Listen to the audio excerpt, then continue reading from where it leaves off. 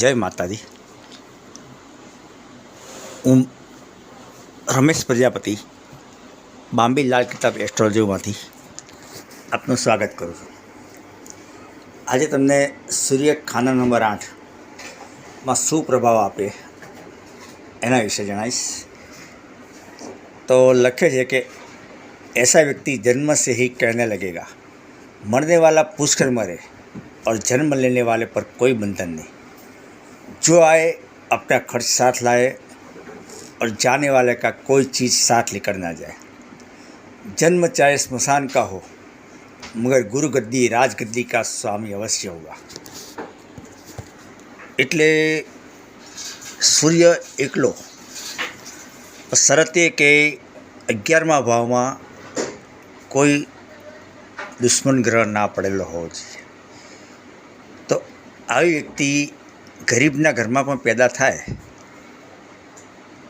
તો ગાદી અથવા સાધુ મોટો બને અને દુનિયા એનું માને પણ કરે. પછી આ વ્યક્તિને પહેલા ખાનામાં અને 11મા ખાનામાં જો કોઈ દુશ્મન ગ્રહ ના હોય અને સૂર્ય 8ની ઉપર કોઈ પાપી ગ્રહની ટક્કર ના હોવી જોઈએ. એટલે કહેવાય છે કે આવી સૂર્ય 8માં હોય એ વ્યક્તિ સામે મરેલી વ્યક્તિ કોઈ સિરિયસ વ્યક્તિ હોય તેની સામે એ વ્યક્તિ ઊભું નહીં રહેવાનું. કારણ કે અંત સમયે આ વ્યક્તિ ઊભો હોય ત્યાં જમદૂત પણ પ્રાણ લેવા આવતા નથી. આટલી મોટી 8મા ભાવમાં સૂર્યની તાકાત હોય છે. એટલે આ વ્યક્તિએ ત્યાંથી ખસી જવું તો જ એ વ્યક્તિના પ્રાણ નીકળશે.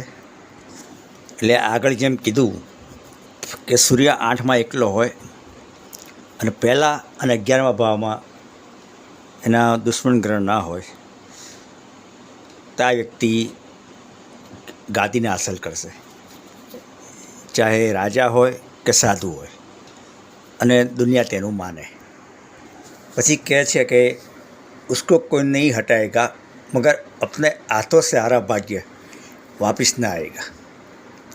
એટલે કે આ વ્યક્તિ 8મા સૂર્ય ભાવમાં જેનો હોય એ વ્યક્તિ બેવકૂફી કરે કે બુદ્ધિ વગરનું કામ કરે તે પાછું કોઈ દિવસ નહીં આવે.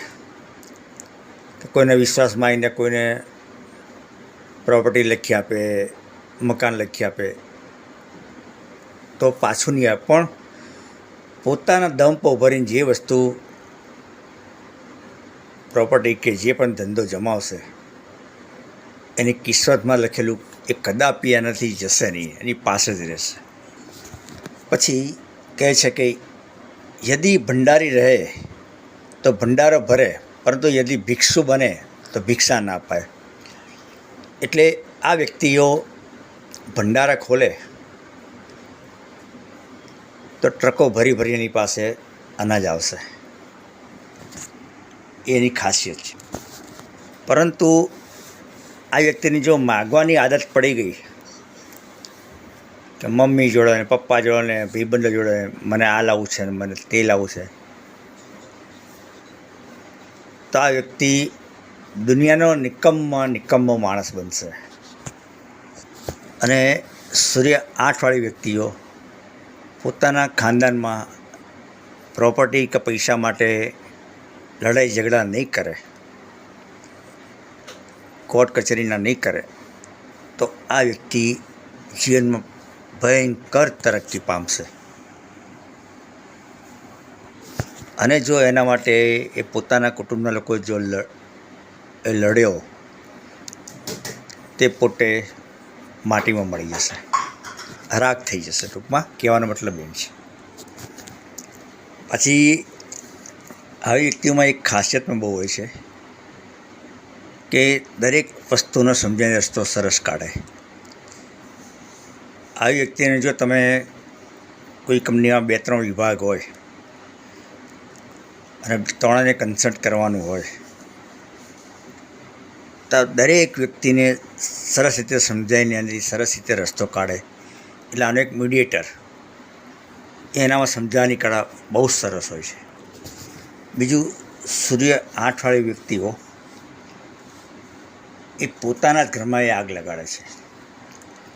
એટલે કે કહેવાય કે દાખલો આપું, ભાઈ બહેન હોય, પરણી જાય અને પછી એની પત્ની અને આ બાજુ જીજા, એટલે ફેર કરીને લોકો ભાગી જાય અને આખરે ભોગવાનો વારો આવે ભાઈ બહેનોને. એટલે કુટુંબને આખું સળગાવવાનું પણ કામ 8મા સૂર્યવાળા જ કરતા હોય છે. અને સૂર્ય 8વાળી વ્યક્તિઓ, સૂર્ય 8માં અને પહેલાં અને 11મા ભાવમાં જો પાપી ગ્રહ હોય તો આ વ્યક્તિ ઘરમાં પ્રોપર્ટી માટે કાકા, બહેન, પિતા એ લોકો એવી જે તોડફાડ કરશે કે આખું ઘરને બરબાદ કરી કાઢશે. એ વિચારે નહીં કે આ શું થશે, પણ એ પોતાનું વિચારે કે તમારે જે કરવું એ કરો, મને મારો ભાગ જોઈએ, અને આખરે કુટુંબને બરબાદ કરી રહેશે. અને સૂર્ય 8વાળી વ્યક્તિઓએ કદાપી દક્ષિણ દ્વારના મકાનમાં રહેવું નહીં, અને ભાઈ જોડે કદાપી બગાડવું નહીં. એટલી જે પ્રગતિ કરશે. અને જ્યારે સૂર્ય 8માં હોય અને કુંડલીમાં ગુરુ પણ જો ખરાબ હોય તો આવી વ્યક્તિઓ બીજા લોકોને મોતમાંથી પણ બચાવે એવી તાકાત ધરાવે, પણ પોતાની કિસ્મતમાં મેદાનમાં એ હંમેશા નિષ્ફળ જ રહેતા હોય છે.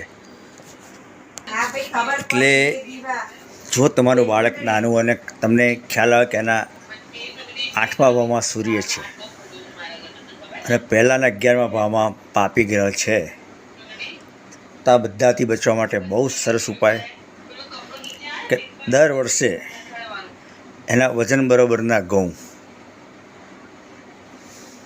અને 1 કિલો ગોળ એ ગૌશાળામાં દર વર્ષે એને આપવાનું રાખવાનું. આમાંથી એને જબરજસ્ત બચાવ થતો રહેશે. એટલે આનું કારણ એ કે બીજું ઘર છે એ શુક્રનું ઘર છે, ગાયનું ઘર છે, ગૌશાળાનું ઘર છે. એટલે આપણે ત્યાં આગળ ઘઉંને, સૂર્યની વસ્તુ ઘઉંને ગોળને ત્યાં આપ્યું, એટલે દર વર્ષે સૂર્યને આપણે બીજા ખાનામાં લઈએ છીએ. એટલે સૂર્ય 8માંથી હટી અને સેકન્ડ ભાવમાં આવશે, એટલે આમાંથી તેનો સંપૂર્ણ બચાવ થતો રહેશે. એટલે આ ઉપાય અવશ્ય કરાવજો. નહીં તો આ વ્યક્તિઓ ભાઈની ભાભી કે ગમે તે કુટુંબમાં કંઈ લફરું કરીને ભગાડી કુટુંબને બરબાદ કરશે, આખું સળગાઈ કાઢશે. અને સૂર્ય 8માં હોય એ વ્યક્તિઓએ કોઈ બી કામ શરૂ કરે એટલે હંમેશા મોંમાં થોડીક મીઠી વસ્તુ નાખી પછી જ એમણે કામ કરવું, અને પછી એની પર પાણી પી લેવાનું. એટલે ખાંડના દાણા મૂકો ને પછી પાણી પીવાનું, એટલે એનું દરેક કાર્ય સફળ થશે. બરાબર? એ ખાસ ધ્યાન રાખજો કે સૂર્ય 8માં હોય અને પહેલાંના 11મા ઘરમાં પાપી ગ્રહ હોય, બહુ જ ખરાબ યોગ છે. એના માટે આગળ કીધું દર વર્ષે એ વ્યક્તિએ એના વજન બરાબરના ઘઉં અને ગોળ 1 કિલો ગોળ કે 5 કિલો હંમેશા ગૌશાળામાં આપવાના આજીવન. એમાંથી એને બધો ટોટલી બચાવ થઈ જશે. જય માતાજી.